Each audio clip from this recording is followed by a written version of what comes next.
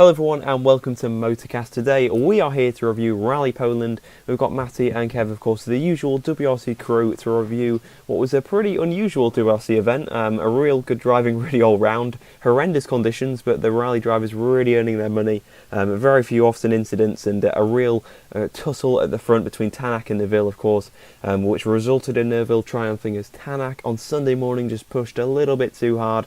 So Neuville then taking the win, a real important win for his championship, his third rally win of the season. Ogier, of course, currently on 2, and Ogier's leading the championship now, just 11 points. So starting off with you, Kev, just what kind of implications does this have on the championship? A real great win for Neuville, and then Ogier just kind of nowhere.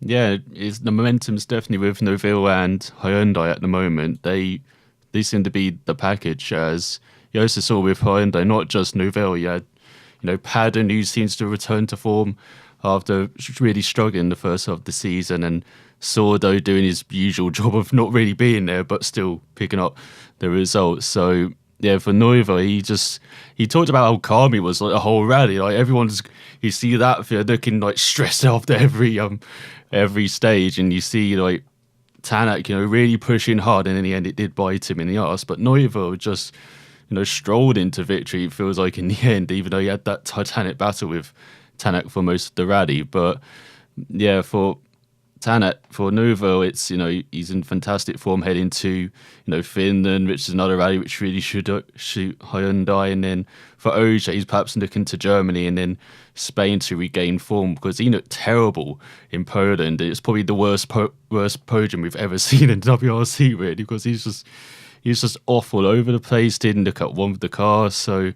yeah, this could really be like a turning point for the championship.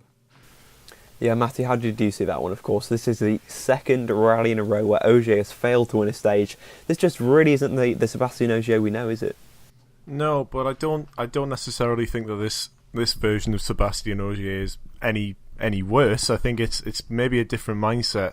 Obviously, we saw him struggling with the car, but it's important to remember that he still finished on the podium, despite not getting any stage wins, and despite looking as if he was really not at one with the car or the conditions or the rally itself at all.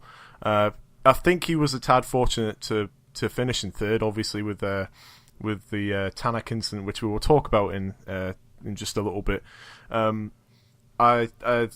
He did finish nearly 2.5 minutes down, so I think that kind of tells the story of his rally, and I think the third place does flatter him, but obviously points, it's still points, and he did grab he grabbed second in the power stage as well.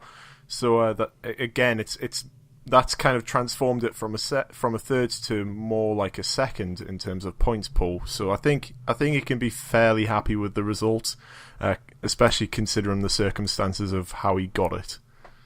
Yeah, no doubt. Fantastic damage limitation from Ogier. And of course now Hyundai in the Constructors are only 22 points off M Sport. So that's definitely one to watch. Hopefully both championships will go down to that final rally in Australia.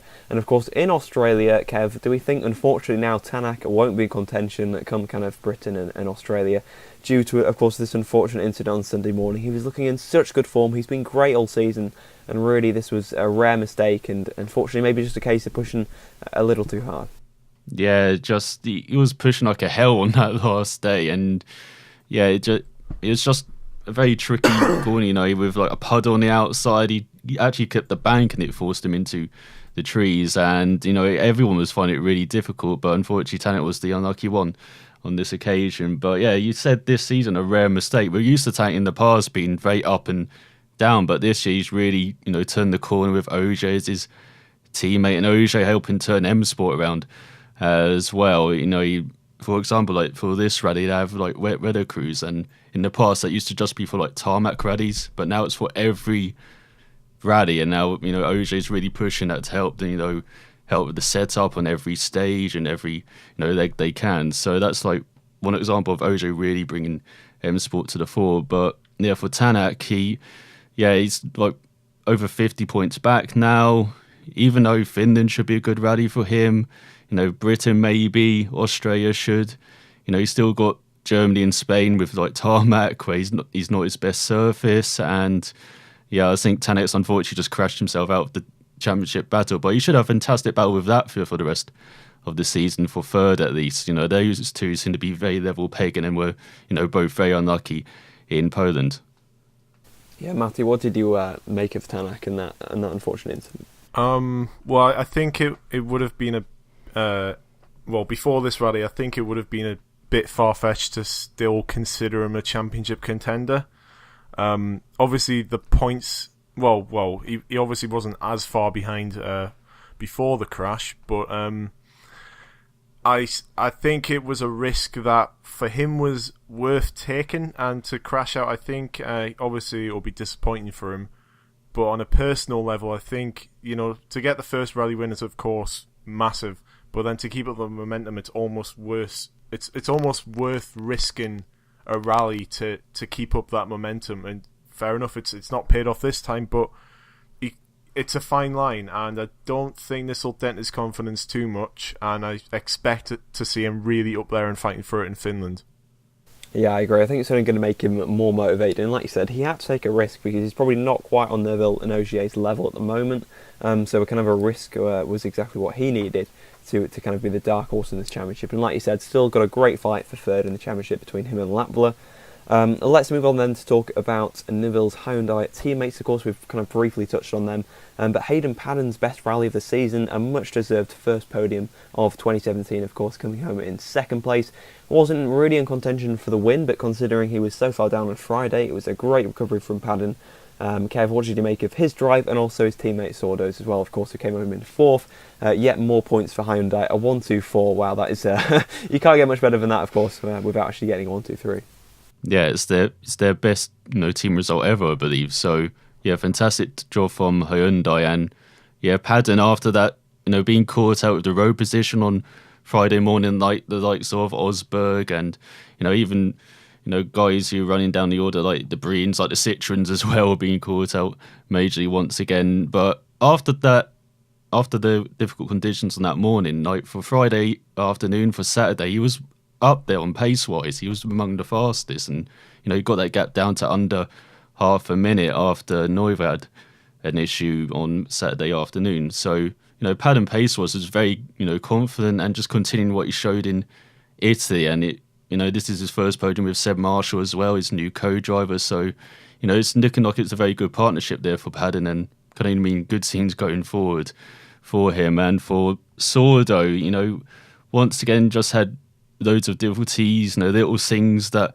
messed up, like even on the first stage on Friday, going wide at the first corner at the left-hander. He's just always put himself slightly on the backward step, but just never had the pace to contend anyway with the front runners. And still, it's very solid points for Sordo, but again, it's kind of what we expect from Sordo. I think he's not quite at the top tier, but he will bring home very solid points for you.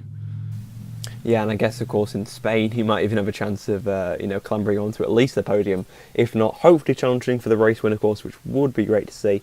But, of course, that remains to be seen. Let's talk about Citroën, of course. You briefly mentioned them and their kind of struggles, at least early on. But one man who already didn't struggle that much was Stefan Lefebvre. Of course, coming home in fifth place, his joint best result in the WRC. Also picking up a couple of points as well on the power stage, just for good measure. Looks like a man transformed, Matty.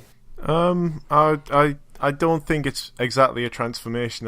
It's possibly a change of mentality that's maybe been implemented on him by the Citroën gods of the team management.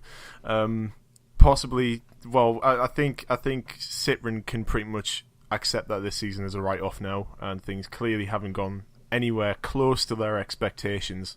So I think the best situation for them now is to not write off the car every single round, or write off two cars every single round. So I think Lefebvre put on his cool head, and he obviously wasn't gunning it out as he has done in previous rounds of the year. And I think it's a very mature drive, and I think it probably doesn't get enough praise, the drive that he did to get that car to finish, because it looks like a really difficult car to get a handle of. And I think if we look back at Citroën's season, the shining light was Mick's win, and as we go further forward into the season, I think that seems to that is almost unbelievable to conceive, because the car seems so unpredictable and so difficult to get the best out of. And it'll be good to see Meek back, and I think maybe the team will have some more confidence in him after realising that even Mickelson couldn't tame the beast that is the Citroen C3. And ever consistent Craig Breen, he couldn't either. So I think, I think Citroen have got to look at the car now, look on to next year, and try and figure out those problems that have plagued them for the season so far. Kev, you've watched kind of Stefan come into the WRC. You know, you've seen his kind of ups and downs. You know, how would you kind of rate this performance against the previous ones? And you know, Matty kind of alluded to it. Does this kind of now prove, and with Mickelson's struggles as well, that really it's a car problem and not a driver problem? Yeah, it definitely does seem like a car problem. We saw in Italy how, I think it was Breen talked about how on the edge you have to be to get the best out of the car, and you saw it, you know, by, I think it was Meek in the arse in Italy. But in this rally, it was Mickelson. You know, he tried to push a bit on stage 5, like on Friday morning, and he just couldn't do it. He just caught him out in the right hander, went into a tree, cost him 2 minutes, and he spent the rest of the rally, you know, battling back, and actually got some points in the end. You know, had a very good power stage at the end as well. But yeah, I think even we've seen now Mickelson's just really struggling to adapt to the car as well. Just highlights, you know, this is a guy who won, you know, the last rally in the previous, you know, specification of WRC last year in Australia, and you know, he's been the class of the field in WRC too, but stepping up to a 2017 Citroen just seems to be, you know, incredibly difficult. And you know, with Breen, so he described this rally as the most difficult of his life. You know, he had an issue with a broken drive shaft on stage 2, and then, you know, he's basically just building his confidence up for the rest of the rally to try and, you know, get on top of the car, but he's just making those little errors all the time. So yeah, it's definitely just a very difficult car, the most difficult car out of the 4, definitely by far, it seems like, because even, you know, you're seeing guys step into an M Sport like Suninen that we're going to, you know, talk about, and he was just, you know, magnificent. You don't see that with someone like Mickelson, who's much more experienced, step into a Citroen and, you know, not do a similar performance. But yeah, going back to the Verb, yeah, it's probably his best rally in the WRC, and it's great to see after he's had some struggles in the past couple of years after winning the Junior WRC Championship. So yeah, I hope for your Verb, you know, going forward, this gives him a bit more confidence in future rallies, and he, you know, builds the results and makes it a bit more of a difficult decision for Citroen next year, you know, depending on which drivers they want to go with. Yeah, definitely. They've got a real headache, I think, for next year. I think the main headache is the car, of course, because it's a real dire situation at the moment. I mean, not a single stage win on this rally for them. It's really, you know, I mean, they took a whole year out of the WRC just to focus on this year. They were billed as the title contenders. It was meant to be Meek and Ogier, you know, for the title this year, and it just hasn't gone that way at all. It's such a difficult situation. We'll see if it can be resolved. I think, you know, the rest of the season's a bit of a write-off already. You know, maybe Meek will challenge for an odd win, but you know, surely it's all about 2018 now. I think that's where their focus has to be. And I think one big focus for the future as well for M Sport might be Teemu Suninen, because he did a cracking job. He stalled actually straight away on his very first stage, but he recovered absolutely excellently, and he took a stage win. He, you know, went on to finish in 6th place. It was just overall just a fantastic drive from Suninen. You know, really, really impressive from him on his debut. Of course, won at stage 7. So Matty, we saw what Lappy did on his debut, but Suninen just seems to kind of want to one up his former WRC2 rival. And I think it's even more impressive considering the fact not only did he show the pace, but with the conditions too, with them being so challenging, and in fact being in a position almost to get himself 5th if it weren't for an accident in the power stage. So although he didn't seem particularly impressed by his own rallying in interviews, but I'm sure he'll be quietly happy about his performance. And the one negative is that he spun on the power stage, but he still finished solidly inside the top 10. And apart from that spin, he looked fairly comfortable, and he wasn't taking too many chances, and was driving with a pretty cool head. Yeah, definitely. Just really, really outstanding. I think this is just going to give so much confidence to the teams to really say, you know what, we can put in, a young guy from WRC2. He's going to deliver the goods, and that's exactly what Turunen did. Unfortunately, not such a good rally for Lappi. Pretty much problems right from the start was pretty much eliminated. On Friday morning. Also, his teammates having a lot of trouble as well.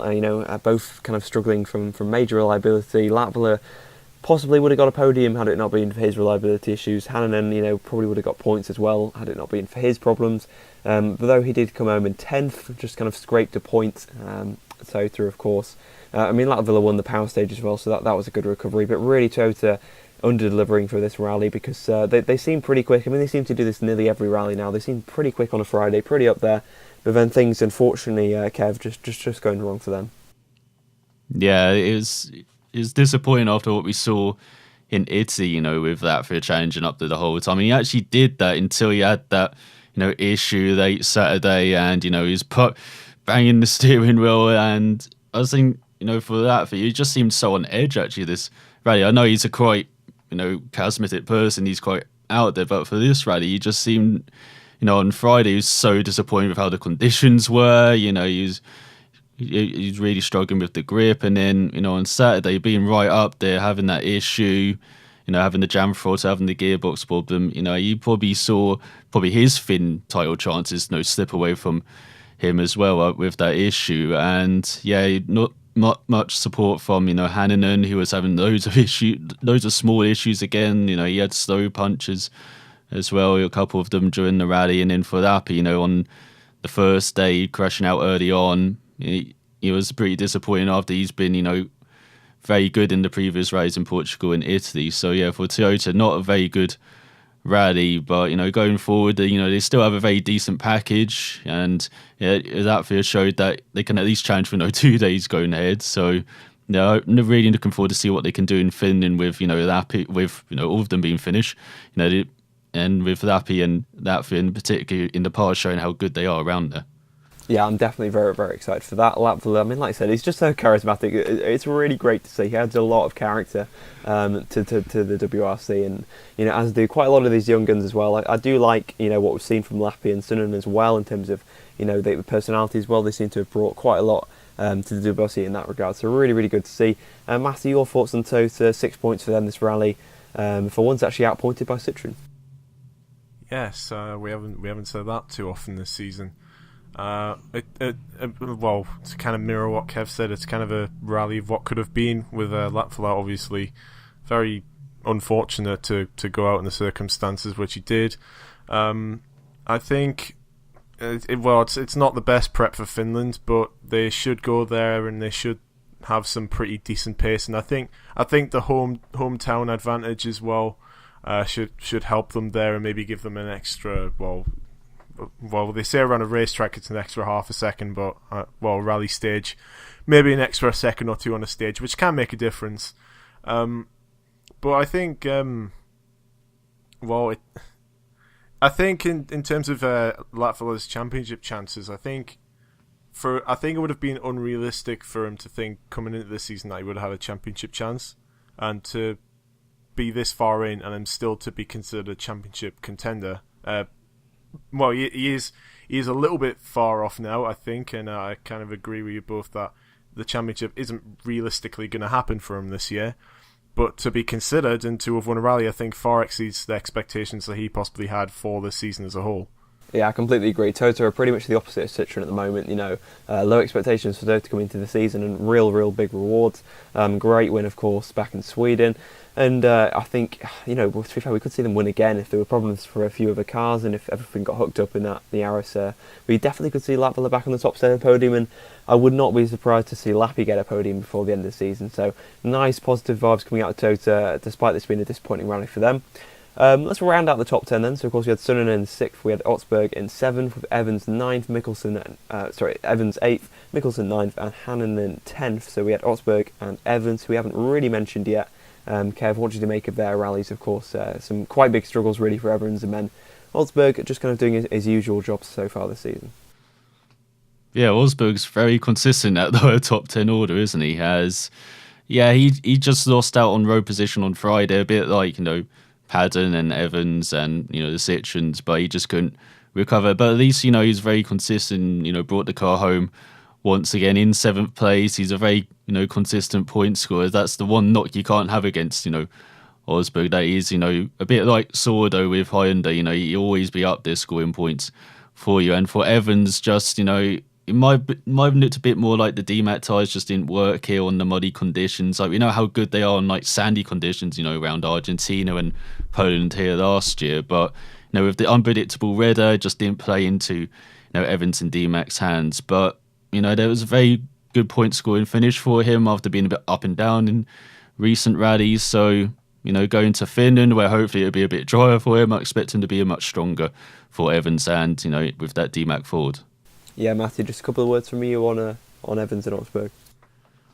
I'm quietly impressed with the way Otterberg drove there, especially like Kev was saying, with the conditions really not suiting him, being one of the last, with the rainy conditions, obviously it kind of helps the early runners. So Ogier, of course, would have been the major benefactor, especially on the first day. So. For him to put in a decent rally and most of all not bin it in a tree, I think is very good, and to get 7th, which is comfortably in the top 10, is a result that he can be proud of, can be fairly happy with as well.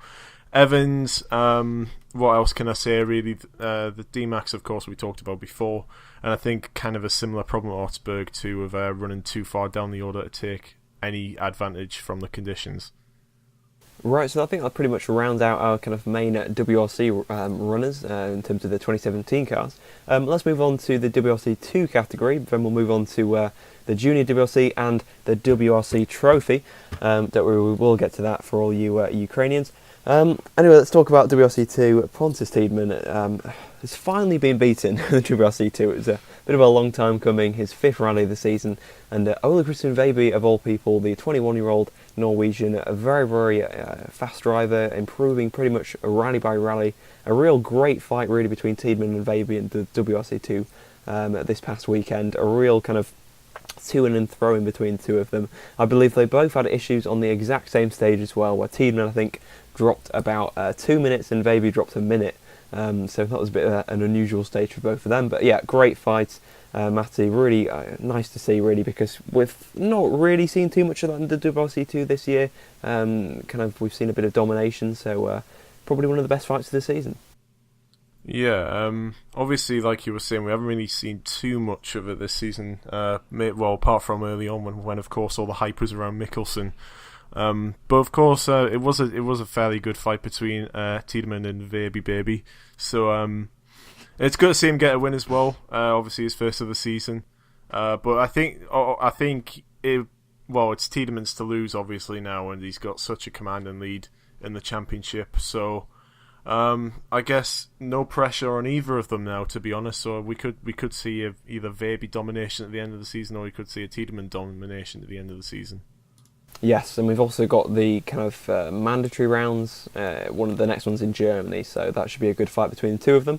Kev, what did you make of the WRC2 runners this rally? Of course, we had Gilbert as well, rounding out the podium. We had Guerra as well, who of course we've had the pleasure of having a full season, pretty much, not just Mexico, so that's nice to see. And rounding out the top 5 as well was Bonato, the Frenchman, getting his best result this season. Yeah, it was fantastic to see, a good fight between Tiedman and Veiby, and I thought, Veiby might, slip up because he's the young gun, and, Tiedman's a bit more experienced, and with the conditions as well, I thought, Tiedman would overhaul Veiby, but, Veiby just clung on, as you said, had those issues on Saturday afternoon for the both of them, which kind of, settled it, but, still a very impressive performance from, the Norwegian, and, we've been looking for a Norwegian star since, Peter Solberg has gone off to the World Rally Championship and decided to win everything there. So it's good to see that, Veiby's developing nicely, with this Skoda, and but for Tiedman, it's not a big loss, I would say, the grand scheme of things. He's still got, 4 wins and now a second. He still is titled to lose, but it's pretty enjoyable watching the WRC 2. Apart from if you're a British Rally Championship fan, because the leader in that championship unfortunately rolled out on the second stage with a massive hit on the bank and rolled his Fiesta, obviously taking tips from Chris Meek there. But yeah, it's a disappointing rally for the Brits as well, with Gus Greensmith also having an issue. But yeah, it's pretty enjoyable seeing Vaby and Tiedemann battle out, and I hope to see at least Tiedemann step up, like we've seen with Sonnen and Nappy, and get up into a WRC seat next year. Yeah, I definitely would not be surprised. We've also got former WRC2 runner Armin Kramer as well, making his WRC debut in a Fiesta, I think, in Germany, I want to say, his home round. So that'll be pretty cool to see. Of course, he's not quite the young gun, you could say, but he's certainly one that's been in the WRC2 for a while, so that's nice to see.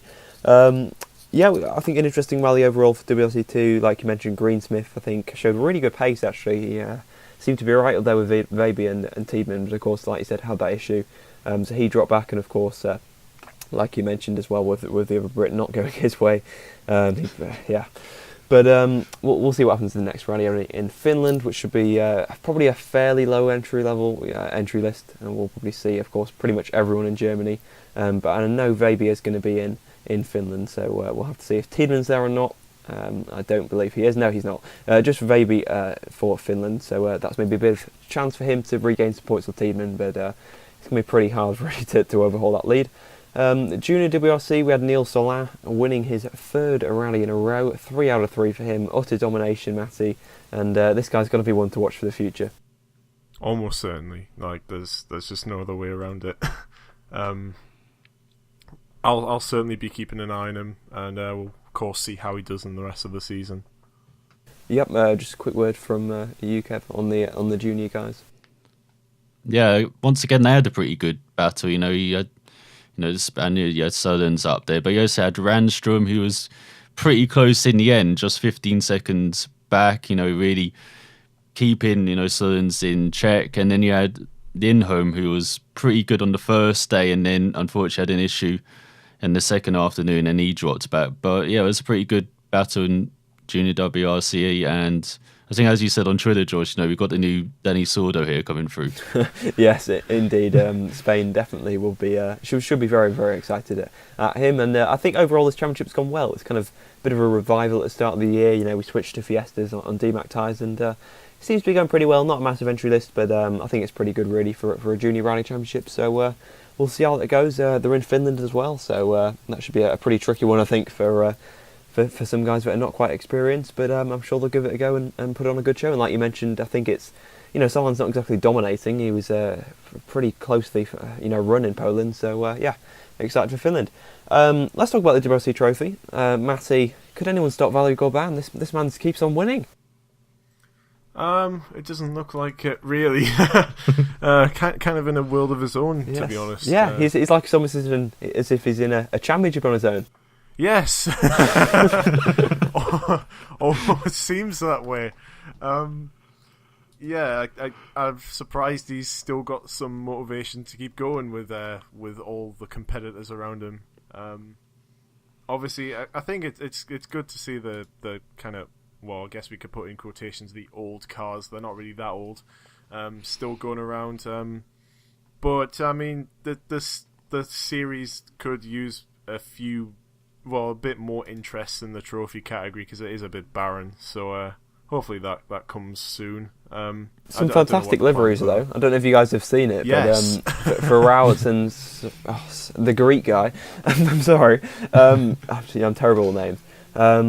But yeah, they have fantastic liveries. They were on one of the live stages on WRC, and that was pretty impressive, seeing both of them going round side by side with two great liveries. I will say, I think WRC Trophy is it gives them something to fight for, even if there isn't a massive fight in there. It's probably only going to be used for 2017. Hopefully next year they'll get some faster cars. Hopefully we'll see them in modern cars. I mean, it's tough for someone like Gorban, of course, who's in a Mini. Unless you can get a 2018 Mini homologated, I can't really see it. So we'll see where it goes for them. But they're not like they're taking anyone's spot, right? They're just some people fairly well off and love the rallying. So I really, Kev, they don't kind of distract anything from the event, do they? They're not taking anyone's seat, and if anything, they do add a bit of colour to the event. Yeah, exactly. They're just having fun out there, running their own kind of rally, and for Gorban, at least he's winning getting that winning feeling, I guess, for him. And, in that Mini, seeing the Mini actually win, it's pretty nice. And yeah, maybe if there's that Volkswagen 2017 lying around and, he's got some spare change, he could race that next year.